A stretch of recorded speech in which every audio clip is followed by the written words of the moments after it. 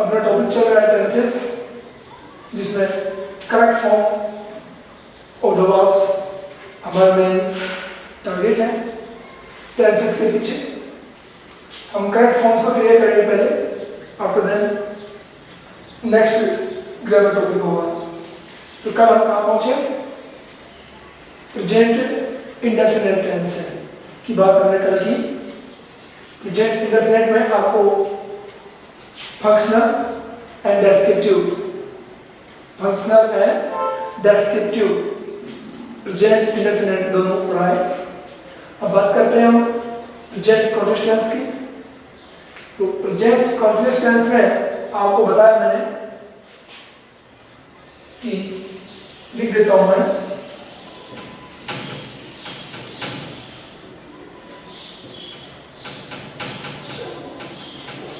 Present continuous tense. इसके अंदर आपको बताया helping verb and main verb, descriptive and functional only indefinite में होते हैं, present indefinite and past indefinite. Continuous tense में helping verb and main verb use होगी।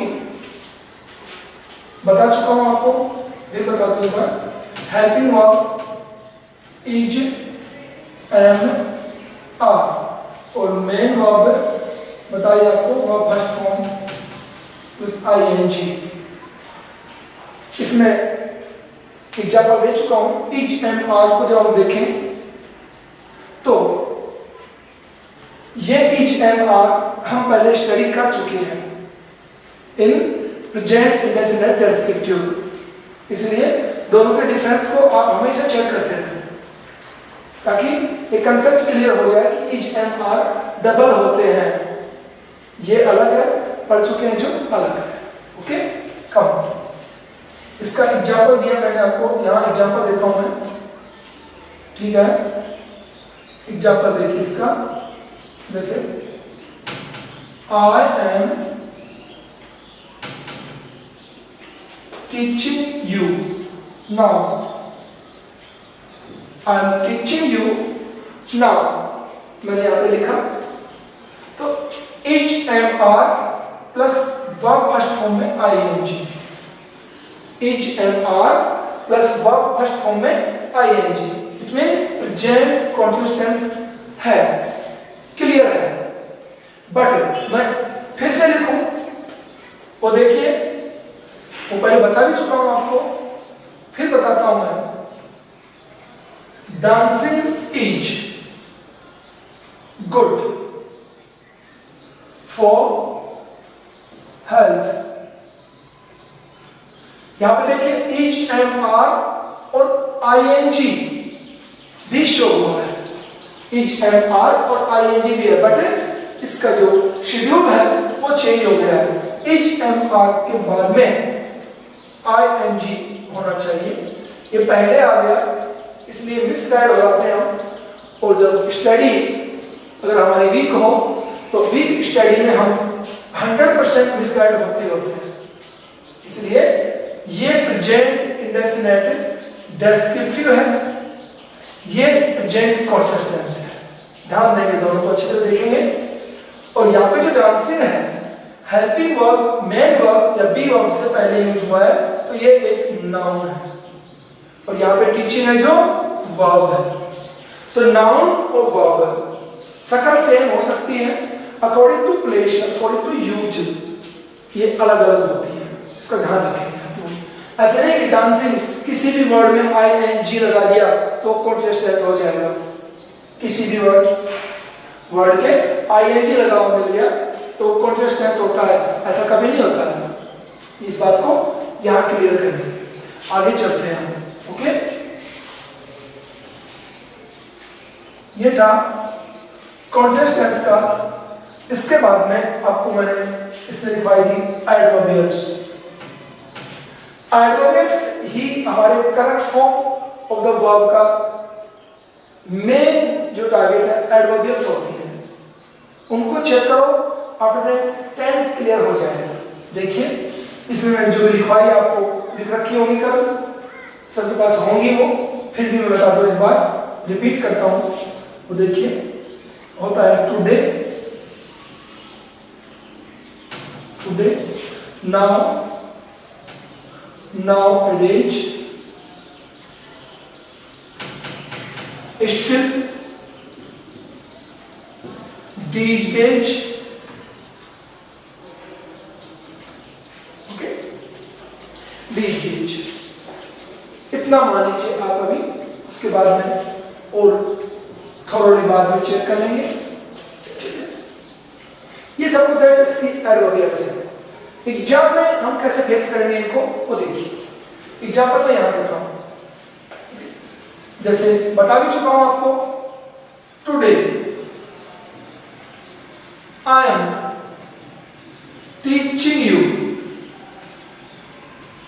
इंग्लिश, लिखता मैं आगे नहीं लिख रहा हूं, तो एग्जाम में कैसे आएगा वो देखिए। Today I blank teach you English, इसका इंग्लिश यहां चल देता हूं। एग्जाम में ये ऐसा प्रश्न आएगा। टुडे इंडिकेट हो गया, टेंस कंफर्म होता है, present continuous tense. Main verb की फर्स्ट फॉर्म ब्रैकेट में होती है, तो फर्स्ट फॉर्म मेरा टीच, टेंस का नाम होगा प्रेजेंट कंटीन्यूअस टेंस। आई के साथ में हेल्पिंग वर्ब आती है एम, और मेन वर्ब की फर्स्ट फॉर्म है आईएनजी। ये हमारा आंसर होगा जो एग्जाम में हमसे पूछा जाएगा। तो इस प्रकार से ये पूरा सेंटेंस है, ये एग्जाम में ऐसे आएगा, हमें ये भरना है। तो टेंस क्लियर करते हैं कौन? एडवर्बियल्स। एक सेंटेंस में और लिखता हूं, ध्यान देंगे सभी लोग। हटा देता हूं इसको।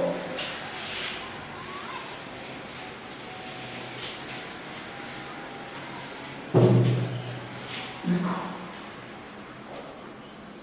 What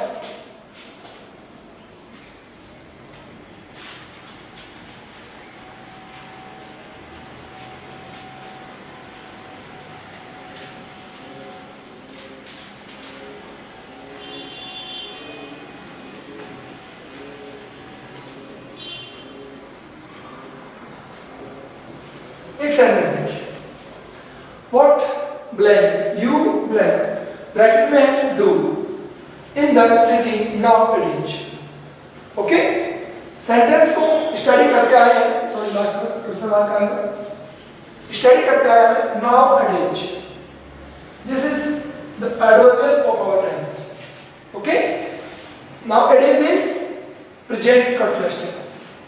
present continuous tense each and are verb first form plus ing. So subject you, here are, इसमें are आएगा and first form में ing। दोनों ब्लैंक्स में एक में हेल्पिंग वर्ब आएगी, एक में मेन वर्ब में ing आएगा। तो what are you doing in the city nowadays? Clear? इस प्रकार से हमारा एडवर्बियल्स हमें फुल सपोर्ट करता है टेंस को आइडेंटिफाई करने में, और अकॉर्डिंग टू दिस हमारे total questions correct form of the verb के हम क्लियर कर पाते हैं। ये था नेक्स्ट एग्जांपल, अपने पास लिख ही सकते हो इनको, बिकॉज लास्ट में एक्सरसाइज आएगी तो उसमें ऐसे क्वेश्चन आपके सामने होंगे। क्लियर? कम नेक्स्ट मैं चेंज करता हूं, प्रेजेंट परफेक्ट टेंस। हम पहले इसको बोलते हैं perfect tense, perfect, not perfect, perfect. Okay, रे इसको हवा में रखना है, ये प्रोनाउंसिएशन में नहीं आना चाहिए, perfect. Okay, helping verb helping verb होती है has and have. Main verb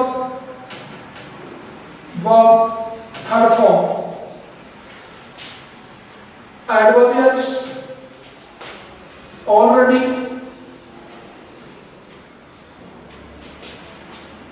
yet,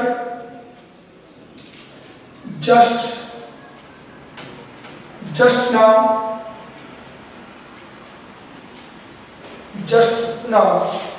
so far, recently,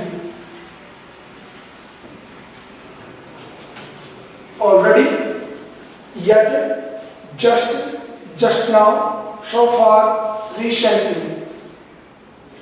Clear? These are the adverbials of this tense, present perfect tense. Write down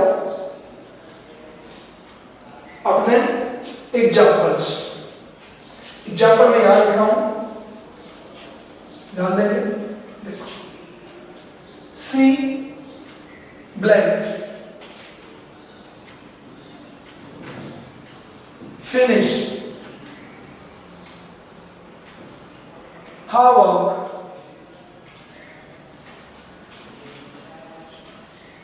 just now, see blank finish her work just now। Clear? देखिए, जल्दबाजी ना करें। Now, अगर अकेले now को हमने identify कर लिया तो हम टेंस की गलती कर देंगे, प्रेजेंट कंटीन्यूअस टेंस। अगले जस्ट को कर देते हैं तो काम चल जाएगा अपना, बट दोनों एक साथ हैं, just now. Okay, present perfect tense. Just now tense क्या है? टेंस है helping verb and main verb. See singular number, has verb third form,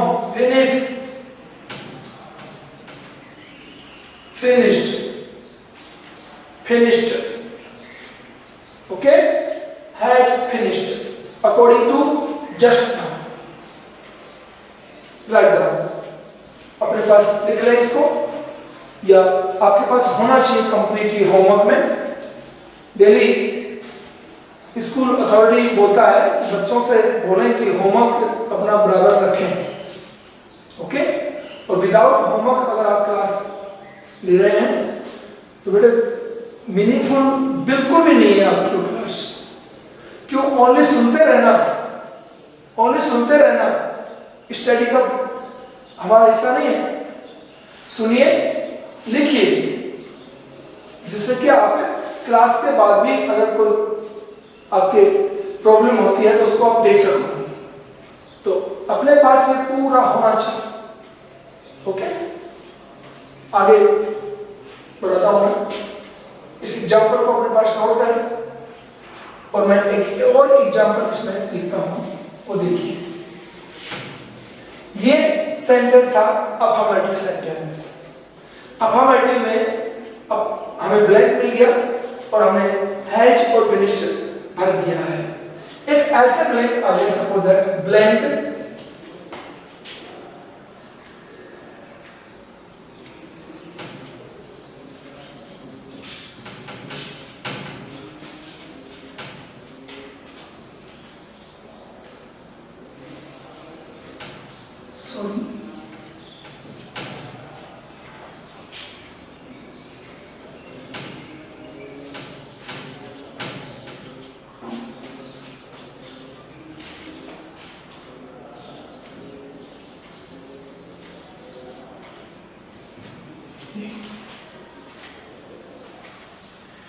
blank, they, again blank, main verb, their job already, and after that question mark। Question mark जब last में है तो दो ही बातें हैं, या तो WH वर्ड होना चाहिए स्टार्ट में, अगर WH वर्ड नहीं है तो हेल्पिंग वर्ब हमारा शुरू में आएगा ऐसे, ओके। अब चेक करिए, ऑलरेडी मीन टू से present perfect tense। present perfect means helping verb has or have, verb third form. So check subject they, plural number according to plural number, helping verb have, and verb third form do, done. Answer: have they done their job already? Have they done their job already? ये हमारा correct form हो गया इसका, हमने sentence को clear कर दिया है। ओके, अब मैं आपको नेक्स्ट इसमें बताऊं ऑलरेडी जो वर्ड है ऑलरेडी, ये मोस्टली यहां यूज नहीं होता है, ये मैंने कर लिया है एग्जाम्पल के तौर पे यहाँ पे यूज किया है, बट ये यहाँ पे यूज होता नहीं है। ओके, तो इसका जो प्रॉपर प्लेस है हम वो चेक करते हैं। फिर कैसे हो गए, ब्लैंक दे, ब्लैंक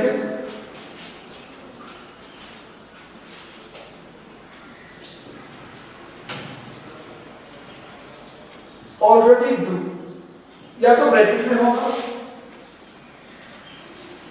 ब्रैकेट में होगा वर्ब के साथ में, आगे ऐसे ऐसे अपना रहेगा जो भी है, डियर जो आगे आ जाएगा। सो लिख देता हूं डियर जो, ये ऑलरेडी यहां आता है, वर्ब के साथ ब्रैकेट के अंदर ये ऑलरेडी लिखा मिलेगा आपको, तो मिसगाइड ना हो, ये इसकी प्रॉपर प्लेस है, ये मोस्टली यहां रहा करता है, इसलिए इसको क्या ब्रैकेट में लिखेंगे, अदरवाइज इसको ऐसे लिखेंगे।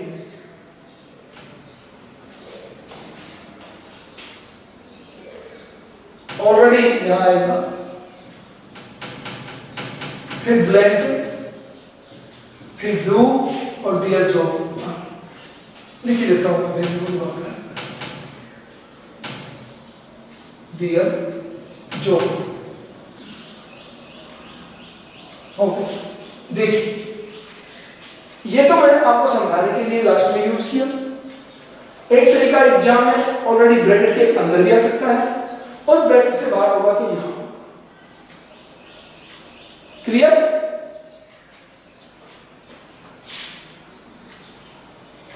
क्लियर है? आगे चलते हैं।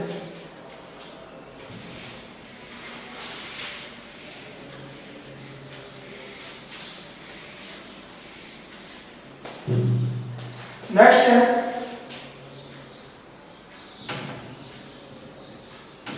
present perfect continuous tense,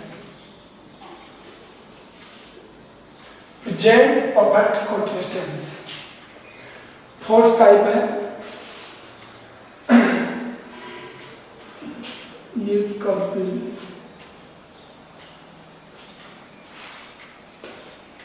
okay, present perfect helping verb, I think you know, has been, have been. Main verb for first form plus ing, adverbials since, for, all plus time, since, for, all plus time। ये present perfect continuous tense का schedule है। Helping verb has been, have been, main verb की first form plus ing, since, for, all plus time दिया मिलेगा अपने को। Okay, आगे चलते हैं। एग्जाम्पल लिख लीजिए इसको, जो लिख रहा है वो इसको लिख लेगा। ओके, और जो पहले से लिखा हुआ है अंडरस्टैंड करें, और कोई नई चीज से पूछनी हो, किसी को और कुछ पूछना हो वो आप पूछ सकते हैं, क्योंकि आपके पर्सन को मैं प्रायोरिटी दूंगा। अभी एक मैसेज मेरे सामने अपीयर है, लिखा है भैया ने, फ्रॉम कपिल, पढ़ लिया है मैंने, ठीक है, वो बोल दूंगा। आगे चलते हैं, लिख लिया है, एग्जाम्पल देता हूं इसका।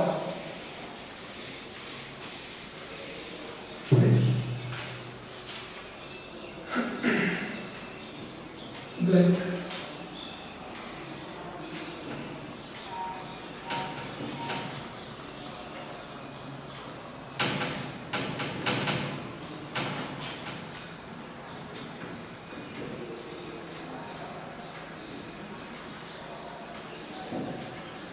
I blank teach you English since morning, मैंने लिखा। तो इस एग्जाम्पल को करने से पहले हम since and for के बारे में क्लियर कर लेते हैं। since and for, okay, since and for, ये है point of time, point of a time, and for period of time। इसको बोलते हैं पॉइंट ऑफ टाइम को बोलते हैं समय बिंदु, समय बिंदु, एंड पीरियड ऑफ टाइम को बोलते हैं समय अवधि, जिसको बोलते हैं समयावधि। Since and for, point of time में आता है नेम,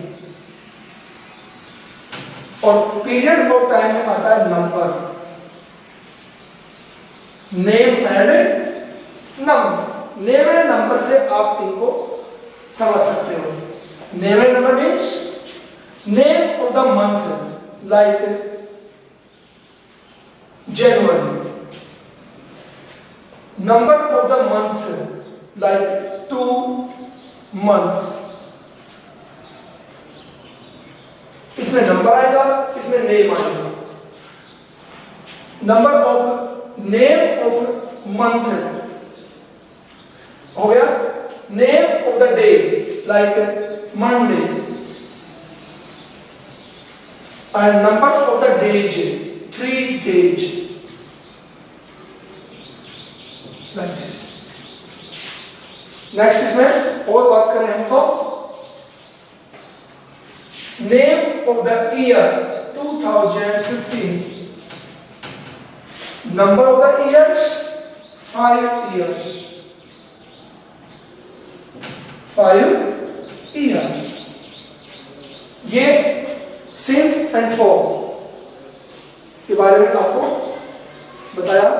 इसमें और कोई चीज समझ में आती हो प्लीज आप बताएंगे, ठीक है? देखें अच्छी तरह से।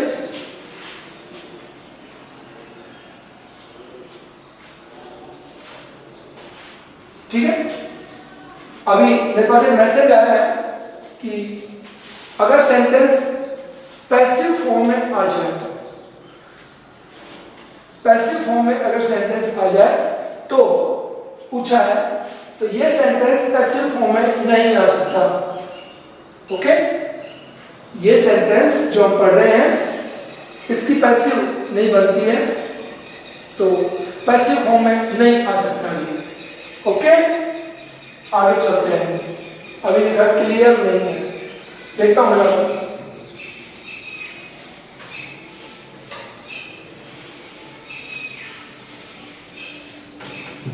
फिर से ध्यान दें, एक चीज बताई मैंने नेम, एक बताया नंबर, नेम है नंबर। अच्छी तरह ध्यान रखेंगे, दोनों क्लियर हो जाते हैं। बताने की बात इसमें एक ही है, मैं फिर से लिख देता हूं। जैसे मॉर्निंग टाइम का नेम है,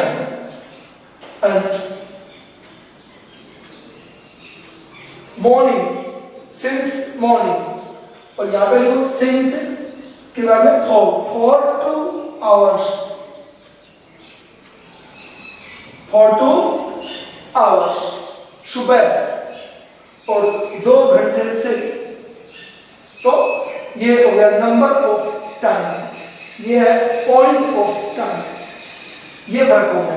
अब बात करते हैं नीचे, देखिए o'clock, o'clock। और यही एग्जाम्पल फिर से रखें, o'clock में आएगा सिंस, और टाइम को अगर हम नंबर में शो करेंगे तो आएगा 4, like 2 o'clock,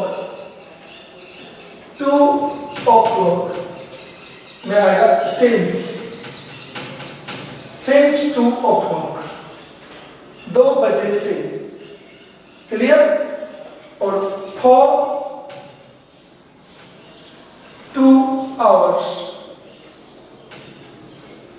since 2 o'clock, for 2 hours।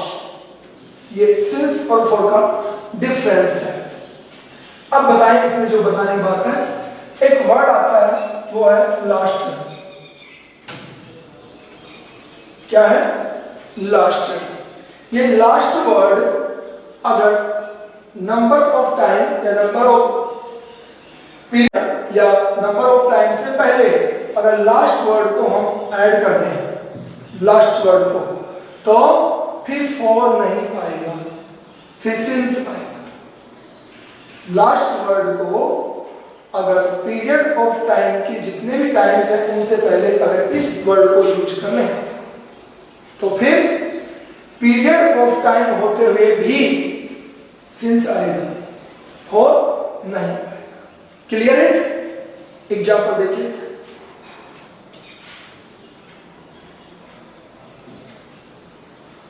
I am taking classes since Monday. I am taking classes since Monday. लिखा मैंने, ध्यान दें। I am taking classes, sorry,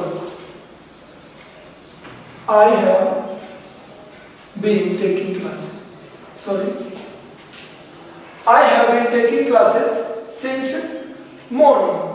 अब मैं since Monday के लिए since यूज हुआ, बट मैं यहां पे लिख दूं लास्ट मंडे, तो since ना आकर अब क्या आएगा, for यूज। अच्छी तरह ध्यान दें, मैं फिर से एक्सप्लेन करता हूं इसको।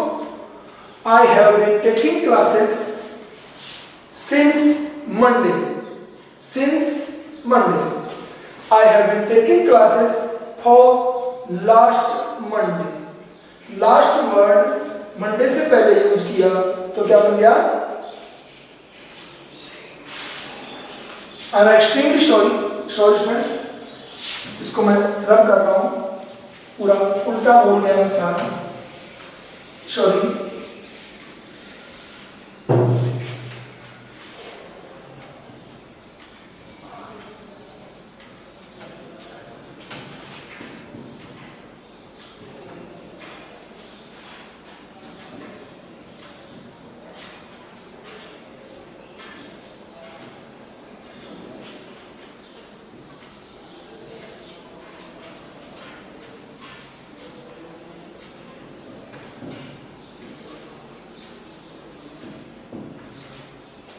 उसको पूरा इरेज कर दे अपने माइंड से, बिल्कुल रॉन्ग हो गया था वो। I have been taking classes here for 5 days. For 5 days. For 5 days. Number of the days 5 days. Okay? Period of time से पहले for का यूज होता है। क्लियर? for का यूज होता है। लेकिन मैं इस 5 डेज से पहले लास्ट वर्ड और ऐड कर दूं, लास्ट 5 डेज, लास्ट 5 डेज। तो ये तो पीरियड ऑफ टाइम ही है, ये तो पीरियड ऑफ टाइम ही है, इसके लिए फॉर ही आना चाहिए, बट लास्ट वर्ड यूज होने से अब फॉर ना आकर के यहां पे आएगा since.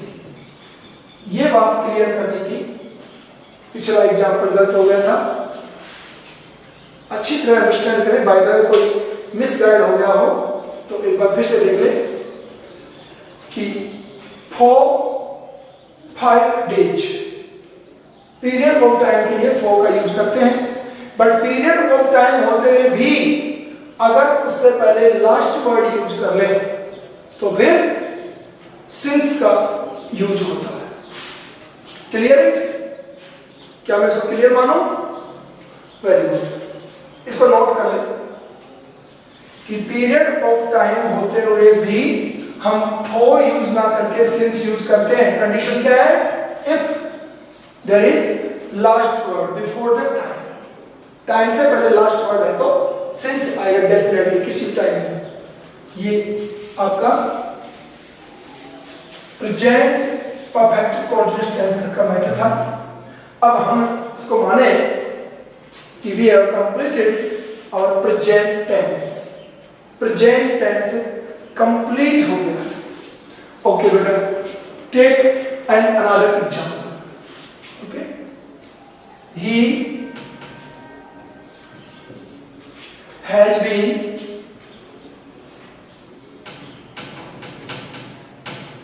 working in this factory for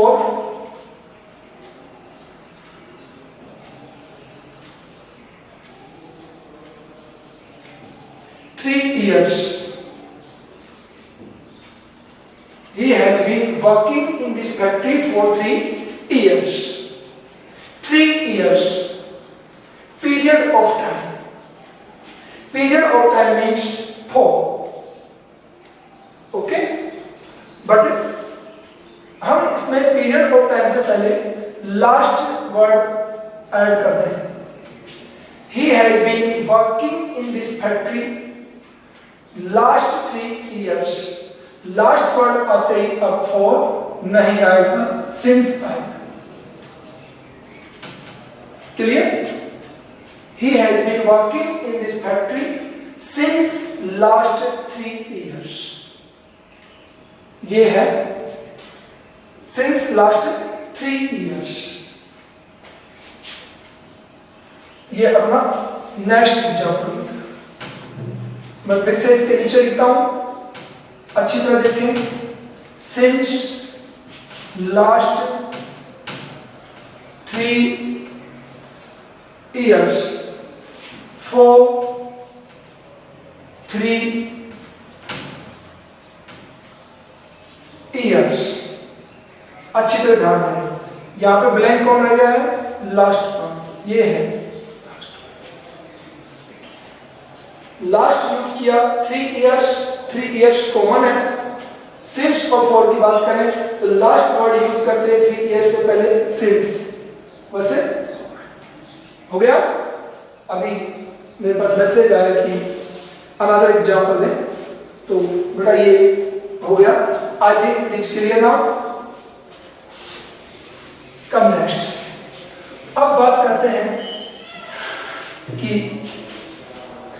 अब से पहले हमने टेंसेस काफी स्टडी की, सभी को आते भी हैं, नहीं आते हैं तो हमने क्लास ली है, अभी बताया आपको। कल आपको मैं प्रेजेंट टेंस है, complete present tense, all the 4 parts of present tense है, कल एक्सरसाइज यहाँ पे रखूंगा और उस एक्सरसाइज के अकॉर्डिंग हमें पता चलेगा कि हम कितना क्लियर कर पाए। After that we will start past tense। पहले हमारा टेस्ट होगा, फिर पास्ट टेंस होगा। Okay, so be ready for the exercise. Okay,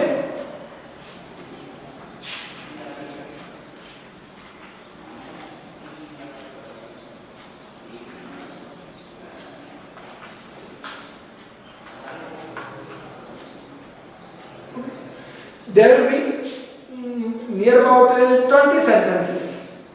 okay, near about 20 sentences होंगे। तो 20 sentences में आपके कितने क्लियर होते हैं हम आइडिया लगा लेंगे कि मेरी क्लास कितनी हुई और कितनी नहीं हुई। आप ही पता लगा लेंगे मुझे कितना आता है। टाइम लेफ्ट है हमारे पास में, थोड़ा और बात करने हम। देखिए कैसे होगा एक्सरसाइज में, और देखिए हम सी ब्लैंक वॉक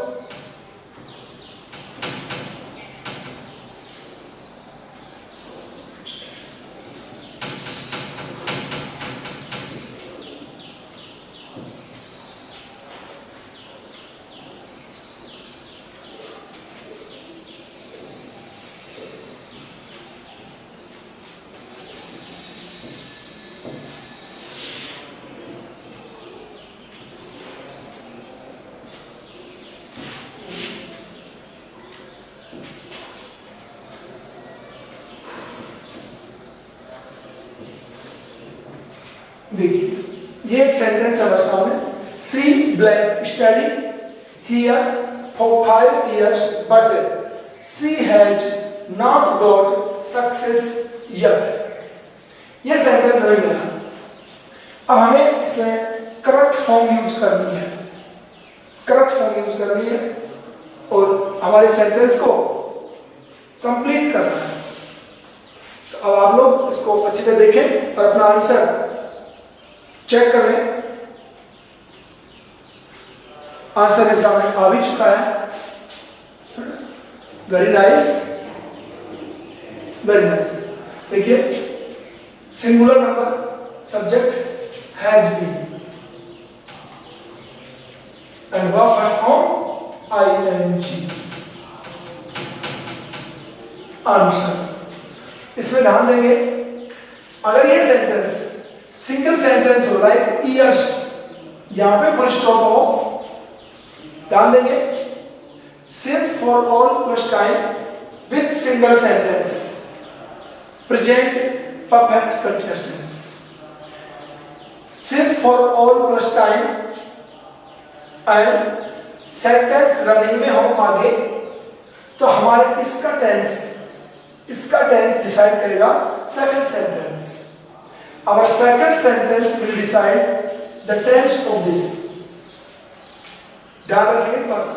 सिंगल सेंटेंस है तो since for all plus time, single sentence में फिक्स होता है present perfect continuous tense. But double sentence होंगे तो सेकंड सेंटेंस का टेंस अगर प्रेजेंट है, कोई प्रेजेंट, एनी प्रेजेंट, तो